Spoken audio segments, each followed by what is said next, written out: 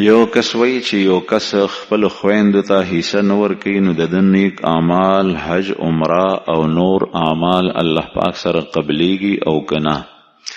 د کومو څیزونو پته چې پیغمبر علیه السلام ورکړي ده نو هغه مونږ ویلی شو، د کومو چې نه دي ویلي نو هغه نه شو ویلی.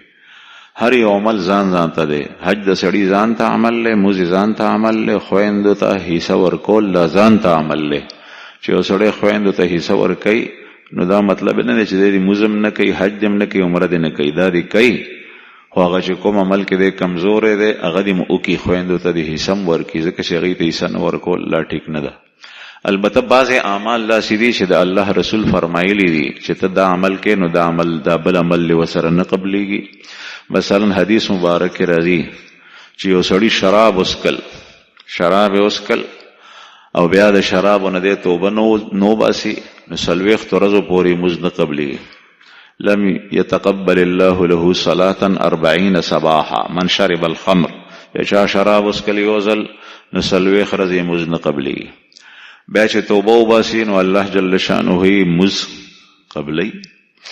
او چې کله بیا دوباره شراب وسکي نو توبه یې ونه ویسته بیا یې وسکل نو 40 ورځو پورې مونځ نه قبلیږي. توبه بیا وسته او ټیک شوه، که ویې نه ویسته بیا وسکل نو 40 ورځو 3 ورځې یا 4 ځله دا تذکر رسول الله صلی الله علیه وسلم کړي ده.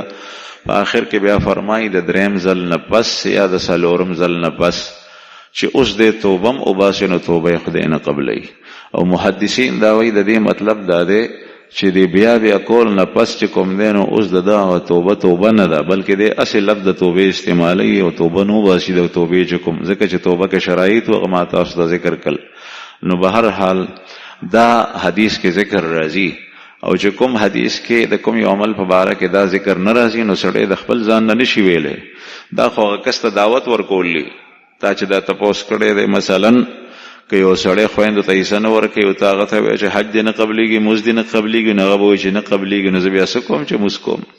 نو دا به هم کوي او دا به هم کوي. یو ګناه نه په ډېرو ګڼو ګناهونو کې مبتلا شو، بیا به د الله جل شانه عبادت چوټ پرېږدي.